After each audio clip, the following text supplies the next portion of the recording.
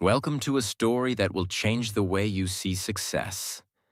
Welcome to a story that will not only touch your heart, it will stay with you forever. Because today, you're not just watching a video. You're entering the real life of one of the most famous, most beloved, and most unstoppable men in the world.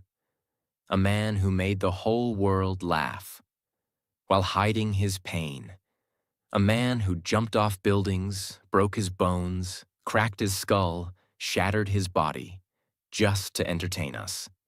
A man who became a global superstar, but never had a real childhood. His name is Jackie Chan. But this is not the Jackie Chan you know from the movies. This is the boy who was abandoned by his parents. The child who was beaten into discipline. The stuntman who nearly died again and again, just for one more shot. The legend who made billions, then gave it all away. And the old man who looks back at his life, wondering if he forgot to live. In this video, you will discover the brutal training Jackie survived as a child, the heartbreak of being separated from his parents for 10 years, the dangerous stunts that almost ended his life, the loneliness of global fame, the regret he carries about his son, and the ultimate truth he learned after decades of sacrifice. You will also learn how real success is built, not with shortcuts, but with discipline, failure, heartbreak, and courage. And here's the best part. This video will also improve your English. Because as you listen to this story, told in easy, emotional, clear English, your brain will connect deeply with real vocabulary, natural sentences, and powerful storytelling. You won't just learn about Jackie Chan. You'll start thinking in English as the story flows into your mind. So get ready. Get ready for a story that is not just emotional, not just motivational, but one that will stay with you for life. Let's begin. Part 1. The Boy with No Home, Jackie Chan's Painful Beginning. Jackie Chan was not born rich, he was not born strong, and he was definitely not born famous. He was born as a poor child in Hong Kong on April 7, 1954. His real name was Chan Kong Sang, which means born in Hong Kong, because his parents had just escaped from civil war in China. They were refugees. They had nothing. His father, Charles Chan, worked as a cook. His mother, Li Chan, worked as a housemaid. They didn't have money for toys. They didn't have time for love. They didn't even know how to raise a child. So when Jackie was born, they gave him to someone else for a few years, just so they could survive.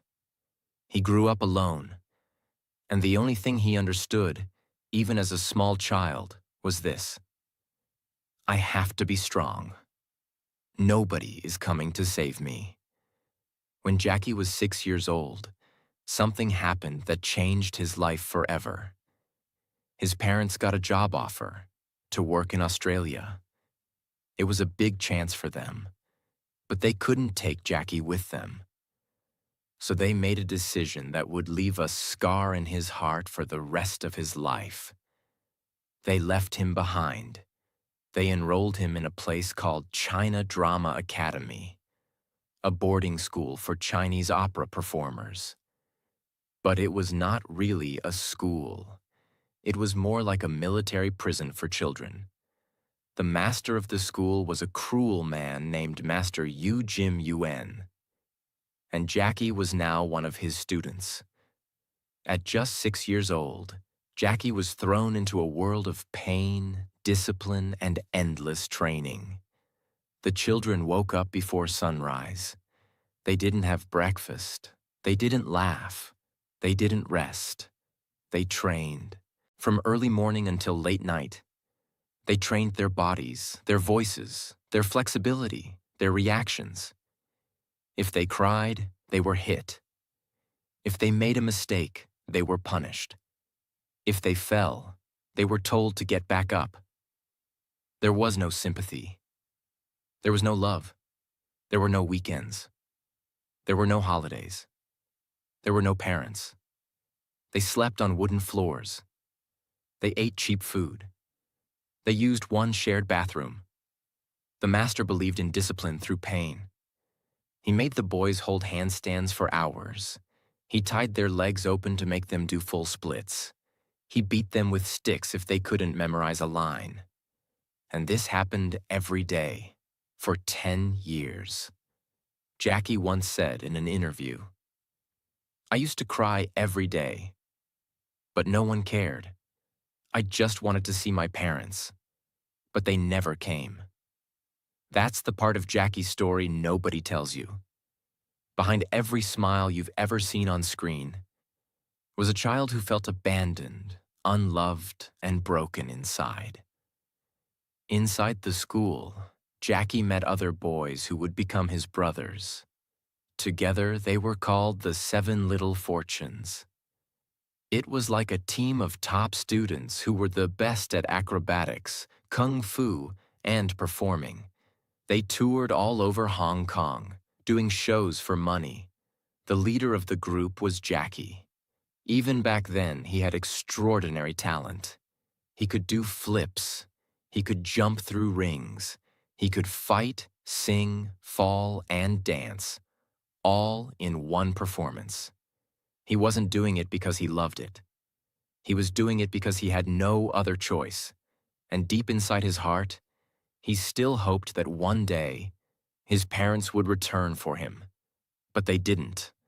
By the time Jackie was 10, he had no parents, no toys, no holidays, no real friends outside the school, no warm bed, no hugs, no one to tell him, "You're doing great." All he had was his pain and his dream. If I work hard enough, maybe one day the world will see me. From age 6 to age 17, Jackie lived inside that painful world. But he didn't break. In fact, it made him stronger than anyone could imagine. He learned how to control pain, how to smile even when it hurts, how to make a perfect move after 1,000 failures, how to obey, how to lead, how to sacrifice, and how to stay humble. Because no matter how good he got, the master never praised him. This was the Jackie Chan the world doesn't know. The child soldier, the quiet performer, the lonely warrior.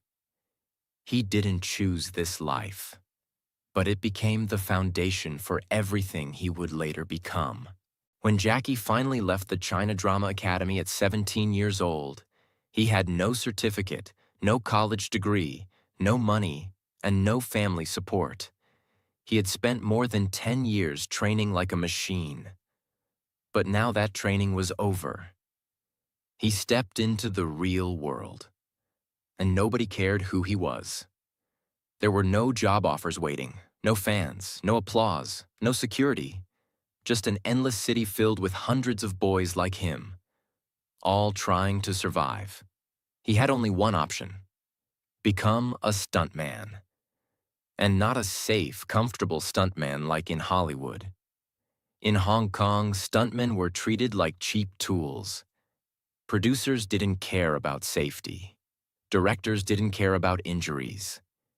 If you got hurt, they would simply replace you with someone else. But Jackie didn't have a choice. He needed to eat. He needed a future. So he said yes, and walked straight into the most dangerous chapter of his life. Jackie started working as an extra in low-budget kung fu films. He was not the hero. He was not even the villain. He was the man in the background who gets punched once and falls down. Sometimes he was a bandit, sometimes a bodyguard, sometimes just fighter number 4. Nobody cared what his name was. Nobody gave him lines. Nobody even gave him proper safety gear. All they gave him was a quick direction: jump from here, get kicked, fall down, don't cry. And Jackie followed every order. He jumped off balconies, rolled down stairs, crashed through tables, fell flat on his back, landed on his face, got kicked in the teeth, hit with real wooden sticks, thrown into walls, almost drowned, lost teeth, dislocated bones, and once almost broke his neck. But he never said no. Why? Because deep inside, he still had one dream. If I do this better than anyone else, maybe one day they'll remember me. One day in the early 1970s, Jackie got hired as a stuntman for a film called Enter the Dragon. And this was not just any movie. It was the first major Hollywood martial arts film. And the star of the film was none other than Bruce Lee. Bruce was already a legend, a global icon. Every stuntman wanted to work with him, even for a few seconds. And Jackie got his chance. In one scene, Jackie was supposed to run at Bruce and get hit hard to show Bruce's power. That was it. 1 second of pain, 1 second of visibility. Jackie ran. Bruce hit him hard with a stick, and Jackie fell so hard that he forgot where he was. But what happened next changed Jackie's life. Bruce Lee stopped the scene, rushed over, and helped Jackie up. He touched Jackie's head gently and asked, "Are you okay?" It was such a small moment, but for Jackie, it was the first time someone important noticed him. He pretended he was still hurt, just to enjoy a few more seconds of Bruce Lee's kindness. 1 second made Jackie believe, if Bruce Lee can become a global icon, maybe I can too. But I'll have to find my own way because Jackie knew something. He could never become Bruce Lee. Bruce Lee was serious, powerful, clean, perfect. But Jackie? He was always falling, always messy, always funny. So Jackie made a decision. I won't copy Bruce Lee. I'll do something nobody else does. I'll be the man who fights and falls, who fights and laughs, who fights and gets hurt, but gets back up. That was the moment Jackie began to shape his future. Even after working with Bruce Lee, Jackie's life didn't change instantly. For years, he was just another nameless man getting kicked on camera. Producers laughed at him. Directors ignored him. Nobody gave him a main role. Some even said, "Your face is not good for movies. You look funny. You don't talk like a hero. You can't be the lead actor." It would have broken most people, but Jackie kept going. He worked 18 hours a day, slept on studio floors, ate cheap noodles. Sometimes he didn't even get paid, but every day he practiced. He studied how other actors moved. He trained his face to show emotion. He studied comedy. He trained his body to fall safely but look painful. He rehearsed thousands of stunts until they looked real but controlled. Because Jackie had a secret mission. One day, I will create a new kind of hero. A hero who makes you laugh while bleeding. A hero who doesn't always win, but never gives up. In 1978, Jackie was offered a role in a film called Snake in the Eagle's Shadow. It was a low-budget kung fu comedy. But for the first time, Jackie was allowed to mix martial arts and comedy. He played a weak, silly young man who learns kung fu in a strange way, using humor, surprise, and fast movements. The audience loved it. They had never seen anything like this before. Jackie made them laugh, then fight, then fall, then win. He was not perfect like Bruce Lee, but he was real. He was the guy who looked like you, who failed, got hurt, and still stood up. The film became a big success, and then another one followed, Drunken Master. And suddenly, Jackie Chan became a name people remembered. He had found his style. Not Bruce Lee's style, not anybody else's style, but Jackie Chan's style, Pain, laughter, chaos, stunts, comedy, and courage. Jackie didn't get lucky. He didn't know the right people. He didn't have rich parents. He didn't get help. He built himself with pain, falls, failures, broken bones, and quiet practice. Over many, many years. And now, he was finally ready to take the next step. To become more than just a star in Hong Kong. He wanted the world. But the world wasn't ready for him yet. Part 2. Jackie Chan versus Hollywood, the painful road to global fame. By the late 1970s, Jackie Chan had finally become a star in Hong Kong. After years of broken bones, rejection, and humiliation, he was now the face of kung fu comedy. His movies like Drunken Master and Snake in the Eagle's Shadow had made him a household name. Audiences loved his speed, his humor, and his style. And Jackie? He wasn't satisfied. He looked beyond Hong Kong, beyond China, beyond Asia. He wanted the world. He wanted to break into Hollywood, the biggest movie industry on earth. Because for him, true success didn't mean being famous in one country. It meant being known everywhere. But what Jackie didn't know was that Hollywood wasn't ready for him. And his next journey would be one of the most painful, humiliating, and difficult chapters of his life. In 1980, Jackie got an offer to work in the United States. It was a dream come true. An American producer had seen his Hong Kong films and thought, this guy could be the next Bruce Lee. They gave Jackie a role in a movie called The Big Brawl. It was his first leading role in an English-language film. The producers were excited. Jackie was excited. Everyone thought it would be a big success. But the moment filming started, Jackie realized something was wrong. The American director didn't understand Jackie's style. He wanted Jackie to fight like Bruce Lee, serious, slow, powerful. But Jackie was not Bruce Lee. He tried to suggest ideas, fast moves, funny reactions, crazy stunts. But the director said, no, no. Just do it the American way. Jackie felt frustrated and ignored.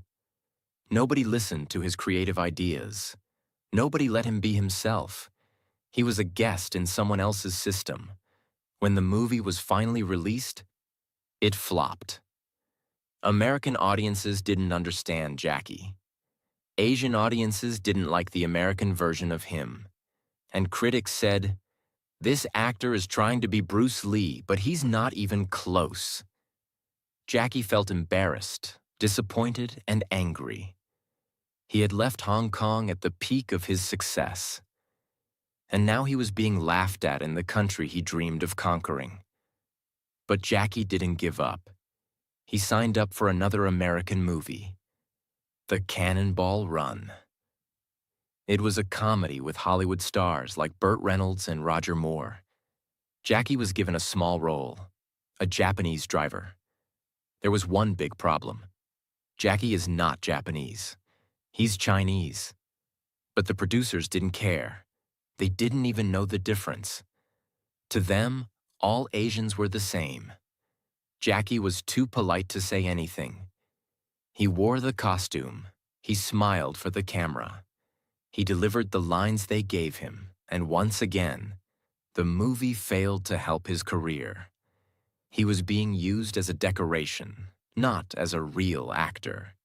He was being placed in movies not to shine, but to fill a spot. And the worst part? He couldn't speak English fluently. So during interviews, Jackie struggled to express himself. He felt stupid, small, and lost in translation. He returned to Hong Kong, not as a global star, but as a man who had tasted rejection from the biggest stage in the world. After failing in Hollywood, most people would give up. They would say, I'm not good enough. It's not my time. They don't accept people like me. But Jackie did something different. He returned to Hong Kong, sat down with his team, and said, "We're going to build something they've never seen before. They rejected me? Then I'll give them a reason to come begging." He decided to make his own kind of films, combining wild stunts, real pain, fast-paced action, Hong Kong culture, international-level storytelling, comedy and emotion, and Jackie's signature smile. He created a new genre, not traditional kung fu, not Hollywood action, but something in between. And this time, he had full control. He directed the films himself, choreographed the fights himself, designed the stunts himself, even sang the theme songs in Chinese. He became a one-man movie army. From 1985 to 1995, Jackie made film after film, each one more insane than the last.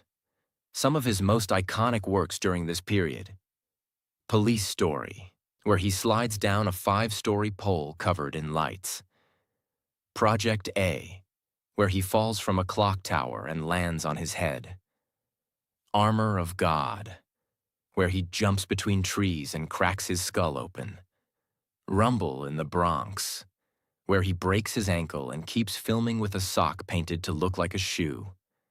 Every single film had real danger, real blood, and real Jackie Chan pain. He did not use stunt doubles. He did not use CGI. He believed, if I want the audience to feel something real, then I have to do something real.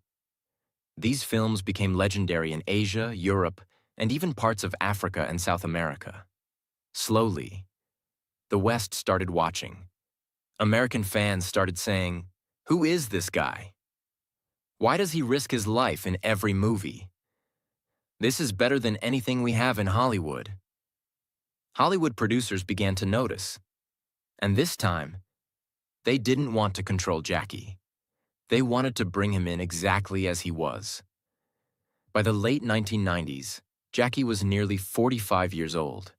He had already broken his fingers, his nose, more than 5 times, his ribs, his teeth, his skull, his ankles, his spine. He had performed over 1,000 stunts, many without permission or safety checks. He had nearly died more than 10 times on set. But he was still smiling, still climbing, still dreaming. Then came one final chance.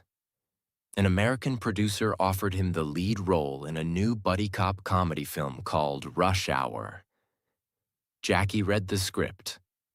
It was funny, it was fast, and the co-star would be Chris Tucker, a loud, energetic African-American comedian. It was the perfect contrast. And Jackie said yes. Nobody expected it to succeed. But when Rush Hour was released in 1998, it exploded. Rush Hour became one of the biggest action comedy hits in history. Jackie's fights, expressions, accent, timing, and chemistry with Chris Tucker were loved across the world.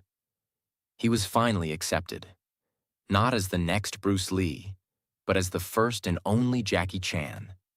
And after Rush Hour came Shanghai Noon, then Rush Hour 2, then The Tuxedo, then The Medallion, and then even voice roles like Master Monkey in Kung Fu Panda. The same man who had once been laughed at, rejected, and ignored by Hollywood was now invited, respected, awarded, and loved by Hollywood. For the first time in his life, Jackie Chan was no longer fighting for attention, no longer chasing fame, no longer struggling for a break. He had become a global icon. From Hong Kong to Hollywood, everyone knew his name. His movies were everywhere. In every cinema, on every TV, in every language. He had money, awards, fans, respect, and a long list of directors begging to work with him. But something was wrong. Something inside Jackie didn't feel complete. In fact, He was feeling something worse than emptiness. He was feeling guilt. Because while he was climbing the mountain of success, there was one part of his life he had left far behind: his family. And the first person that came into his mind was his son. Jackie Chan had a son named J.C. Chan, born in 1982. Jackie was 28 at the time, already a rising star in Hong Kong. But even when J.C. was born, Jackie wasn't ready to become a father. He was still working day and night on film sets, jumping through windows, falling off buildings, doing press tours, flying between countries. He wasn't home. He didn't attend school meetings. He didn't go to games or birthdays. He didn't teach his son how to ride a bike or solve problems. Instead, Jackie said to himself, "If I make more money, I can give my son a better future." But what JC wanted wasn't money. He wanted his father. By the time Jackie realized this, it was too late. JC had grown up feeling ignored, unseen, and unloved. In interviews, JC admitted that he was often raised by his mother, helpers, and private tutors, but rarely saw his father. And when they did talk, Jackie was not soft. He was strict. He was cold. He didn't know how to be emotionally present. Years later, Jackie wrote in his autobiography, "When I think about my son, I feel I've failed. I was too focused on success. I gave him everything, except myself." He admitted that he once hit JC so hard during an argument that his wife had to pull him away in fear. He later said, "I regret that moment every day." Jackie had grown up being beaten by his master. That was how he learned discipline. But he didn't realize his son wasn't him. JC wasn't a fighter. He wasn't a stuntman. He wasn't trying to be a martial artist. He just wanted to be a son. But Jackie couldn't see it then. He was blinded by ambition. JC tried to follow in his father's footsteps, entering the entertainment world. He studied music. He tried acting. But every time he appeared on screen, people said, "That's Jackie Chan's son. Let's see if he's like his dad. He better be great." The pressure was crushing, and JC struggled to find his own identity. He didn't want to flip off rooftops. He didn't want to fight 10 men at once. He wanted to sing, create, and just be himself. But being Jackie Chan's son means the world never lets you be normal.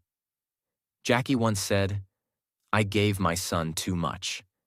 I tried to make up for my absence by giving him everything he asked for: cars, gadgets, opportunities. But I forgot to give him values. That was my mistake." He believed he was giving love by giving things. But what he missed was presence, emotion, patience, and listening. In 2014, JC was arrested in Beijing for drug possession. The news spread across the world instantly. He was sentenced to 6 months in prison. The son of Jackie Chan, known for discipline, strength, and clean living, was now in jail. The media went wild. Fans were shocked. Reporters asked, "How could Jackie's son end up like this?" But Jackie didn't blame anyone. He blamed himself. He released a public statement that said, "I'm ashamed. I feel pain as a father. JC must take responsibility, but I know this is also my failure. I didn't guide him well. I failed to be there when it mattered most." It was the most emotional public apology Jackie had ever made. Behind the strong body, the smiling face, and the fighter's heart was now a father full of regret. As Jackie entered his 50s and 60s, he started to reflect more deeply on life. He thought about his childhood. He thought about his pain. He thought about his career. But most of all, he thought about his legacy. He made a shocking decision. Jackie Chan announced that he would donate almost all his wealth to charity when he dies, not to his son. He said, if JC is capable, he can make his own money. If he's not, he won't know how to keep my money anyway. This made headlines around the world. Some people supported it, others were confused. But Jackie explained, I don't want to leave behind money. I want to leave behind values. My money came from pain. If my son doesn't understand that pain, the money will destroy him. He wanted JC to learn the way Jackie learned, by falling, by failing, and by growing strong through it. Even with all his success, Jackie now spends many days thinking about what he missed. He missed the warmth of a father-son bond. He missed moments of childhood. He missed conversations that could have changed everything. He has said in interviews, when you're young, you think money is everything. You think fame is power. But when you grow older, you realize the most important things in life are love, peace, and time. Jackie started doing more charity work, helping schools, orphanages, and young stunt performers. He became more active in public education, safety campaigns, and youth training. He also began mentoring young actors, giving them advice he never received, because he didn't want others to repeat his mistakes. Jackie Chan remains a hero to millions, but his legacy is not simple. Some criticize his political opinions, some criticize his parenting, some feel disappointed in how he handled certain things. But one thing is clear. Jackie never pretended to be perfect. He always showed his scars, his wounds, and his failures. And maybe that's what makes his story so powerful. He's not a man of fantasy. He's a man who rose from pain, loneliness, and confusion, who made the world laugh and cheer, and who now, in silence, reflects on what really matters. Part 3. The Final Falls of Jackie Chan. A body that gave everything. By the time Jackie Chan turned 60 years old, he had spent more than 5 decades falling, flipping, fighting, crashing, and surviving. He was no longer just an action star. He had become a symbol of courage, sacrifice, and unstoppable energy. But there was one enemy even Jackie couldn't defeat: time. His muscles, once hard like steel, had become tight, slow, and painful. His bones, once flexible like rubber, had become stiff, sore, and cracking. His heart, once wild with ambition, had become quiet, heavy, and thoughtful. Jackie Chan, the man who flew through glass windows, jumped between moving cars, and fell from rooftops, was now struggling to do the smallest things. He couldn't bend the same way. He couldn't sleep without pain. He couldn't run without feeling the tight pull of years of injuries. But still, he refused to stop. By this stage in life, Jackie's medical file looked like a war survivor's. He didn't just get hurt once or twice. He was almost killed more times than most people can count. Let's look at the real list. Skull fracture from Armor of God, where he almost died and started bleeding from his ears. Broken nose, more than 3 times. Broken fingers, several times. Dislocated shoulders, many times. Fractured ribs, countless. Broken ankles. Once had to wear a sock painted like a shoe just to finish a movie. Pelvis injury, made walking difficult for years. Teeth knocked out, then fixed and lost again. Severe burns, from explosions gone wrong. Permanent hearing loss in one ear. Back injuries that still make it hard for him to sit for long. Chronic spinal pain from decades of abuse. And perhaps the worst part? Most of these injuries were never fully healed. because Jackie never took long breaks. He would rest a little, then go back to set. Why? Because he believed, if I don't finish the movie, the whole team suffers. I can't let them down. That was Jackie's biggest strength and biggest flaw. He never put himself first. Even after 50, Jackie continued doing real stunts that most actors wouldn't dare attempt at 25. In movies like Who Am I? He slid down a 21-story glass building without a harness. Chinese Zodiac. He jumped across cliffs and did fast-paced car chases. Skip Trace. He was in freezing water for hours. Vanguard. He performed multiple chase scenes even after injuring his hip. Producers begged him to use stunt doubles. But Jackie always said the same thing. If the audience sees my face in the shot, they believe it. If they believe it, they feel it. That's what I'm here for. To make them feel something real. That was Jackie's mission. Not just to entertain, but to make people feel something real, even if it broke him. After each scene, Jackie didn't go home smiling. He often limped back to his trailer, holding his back, icing his legs, sometimes crying from the pain. He couldn't sleep well. He had trouble standing for long. His hands would shake after every fight scene. And sometimes, he had to be helped just to take off his costume. But when the camera turned on, he became Jackie Chan again, because he knew there are people out there watching this movie who are going through pain, sadness, and depression. If I can make them smile, even for 10 seconds, it's worth everything. That was his mindset, and that's why the world loves him, not just for his talent, but for his heart. As Jackie reached his 60s, his doctors started warning him. They said, "You can't take another fall like this. If you hit your head again, you could lose your memory. One wrong move could paralyze you." But Jackie kept pushing, because stopping meant facing something he wasn't ready for. Silence. For more than 50 years, he had lived in front of cameras.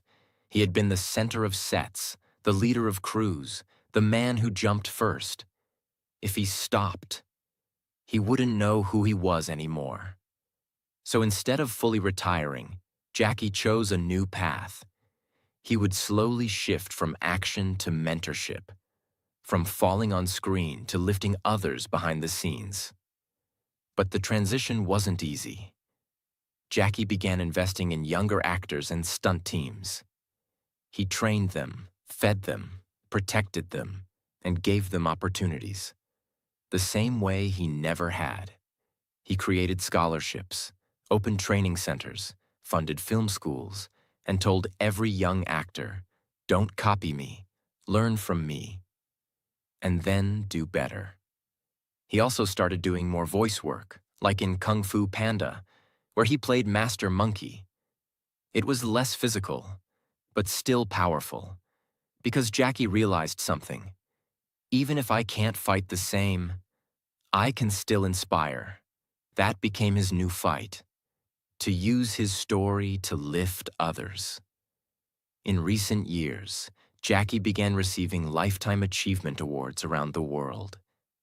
At the Oscars, when he finally received his honorary Academy Award, he said, "After 56 years in the industry, after making over 200 films, after breaking so many bones, I finally have one of these.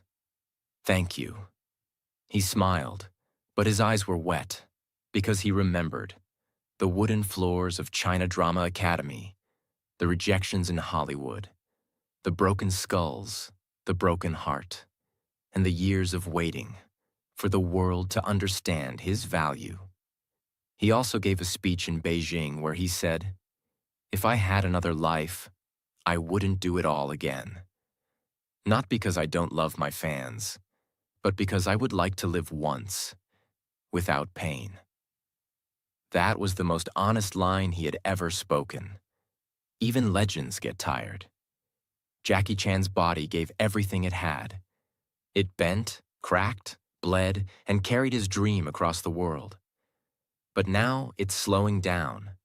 He can no longer jump the way he used to. He no longer fights in the same style. He chooses carefully what to do. But in that slower pace, there is wisdom. There is peace. Because Jackie has proven everything. He doesn't need to fall anymore, because the world already rose for him. Part 4. The Final Bow. Jackie Chan's last chapter. The cameras are quieter now. The stunts are fewer.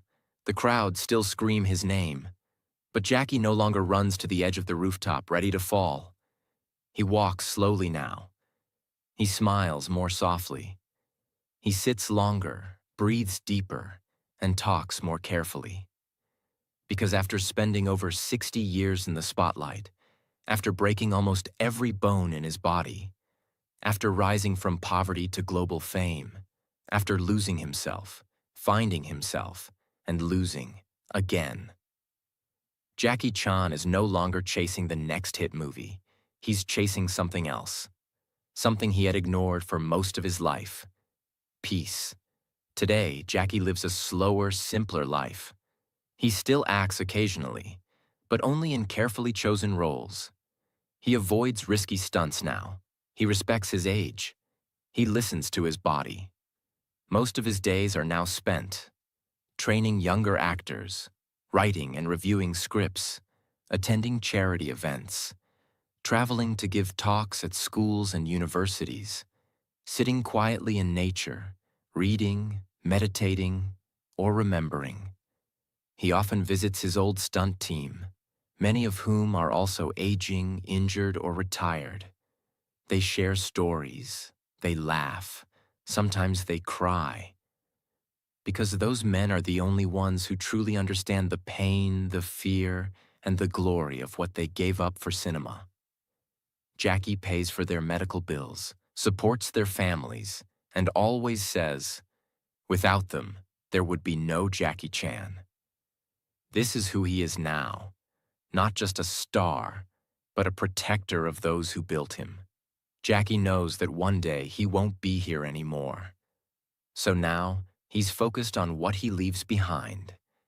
He is actively building film museums that preserve Hong Kong cinema and martial arts history, charity schools for children from poor backgrounds, especially in rural areas, scholarships for young filmmakers and actors, stunt training academies to keep the art of real action alive, archives of all his films, footage, outtakes, injuries, and behind-the-scenes materials.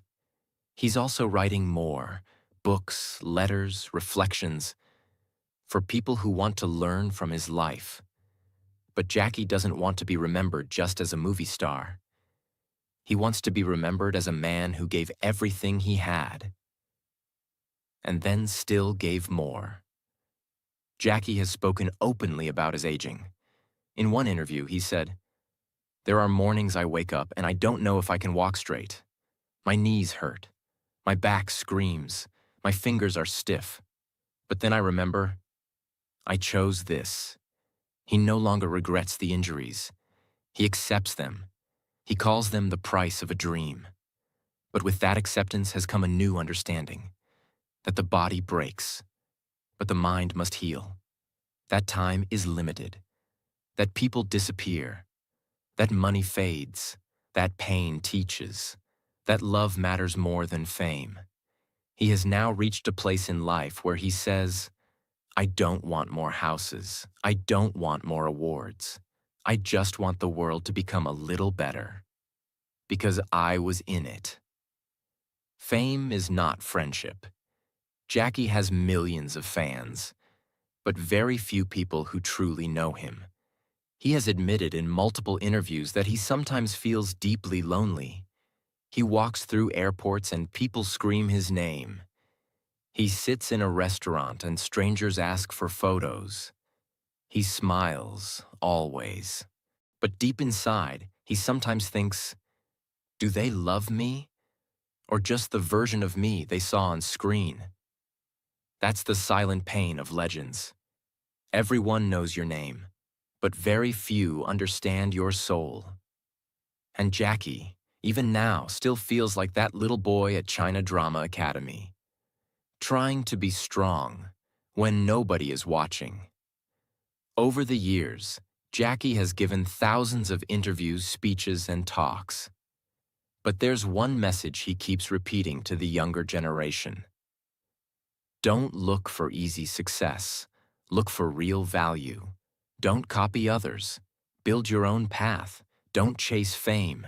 Chase growth. Don't give up when it hurts. That's where real strength is built. He warns young actors, don't think I'm lucky. I worked through blood. I was laughed at, beaten, doubted, but I never stopped. He tells them, the best life is not the easiest one. It's the one where you can say, I gave everything. And that's what Jackie wants you to remember. Not his movies, not his stunts, not his fame, but his effort, his dedication, his discipline. In his later years, Jackie began receiving the global recognition he had waited decades for. Oscar Lifetime Achievement Award, BAFTA Awards, honorary doctorates from universities, statues in Hong Kong and Hollywood, streets named after him, UNICEF Ambassador for Children's Rights. But every time he accepts these honors, he bows his head and says, I am not better than others. I just refuse to quit. He reminds the world, I was a nobody. I cleaned floors. I carried cables. I ate on dirty sets. I bled on cold concrete. I'm just the result of what happens when you love your craft more than your comfort. In recent years, Jackie has begun speaking softly, but honestly, about death. He doesn't fear it, but he wants to be ready. He wants his last years to be useful, not just comfortable. He wants to pass down his knowledge, not just sit in luxury. He wants to leave a trail that others can follow, not a throne that disappears. He once said, one day my name will stop trending, my face will fade. But if I did my job right, some boy somewhere will keep going because of me. That's enough. That's everything, he also wrote. Death comes for all of us. But not all of us live fully before it comes. I lived fully. I gave everything. I can go in peace. Even with all the peace Jackie now seeks, there is one wound that never fully healed. His son. Their relationship has improved, but it's not perfect. They talk sometimes. They meet sometimes. But Jackie knows. You can fix a house, but you can't always fix a broken childhood. He doesn't hide this pain. Instead, he uses it as a lesson. He tells young fathers, your children don't need a hero. They need you. Don't make the same mistake I did. This is perhaps his deepest regret and his most powerful truth. In one interview, the host asked, what do you want people to remember when you're gone? Jackie paused, then said, I want them to say, he gave his life for others. Not just on screen, but off screen. He never gave up. He didn't pretend to be perfect. He made people smile. He made people stronger. He showed what it means to love your craft, your people, and your pain. He smiled, then added, and maybe they'll watch one of my old movies and still feel like I'm there, jumping, fighting, falling, and getting back up. One last time. This is not just Jackie Chan's story. This is a story about fighting even when nobody believes in you, smiling while you're in pain, falling again and again, and rising every time, building something real from nothing, becoming a legend, not by being perfect, but by being relentless. He was never the tallest, never the strongest, never the fastest, but he outworked everyone. And he never stopped. He became more than an actor. He became a lesson. So when you think of Jackie Chan from now on, don't just think of the action star. Think of the boy who was abandoned, the man who was doubted, the father who was broken, the body that was shattered, the legend who kept moving. Think of the man who gave everything so you could believe in something. If this story moved your heart, if you learned something powerful today, if you want more real, emotional, life-changing stories like this, that also help you improve your English every time. Then subscribe now and become part of something truly powerful. Because this is not just a channel. This is a journey of greatness. And it's only just beginning. Thank you for watching. Now go live your life like Jackie did, with fire in your soul and no fear in your fall.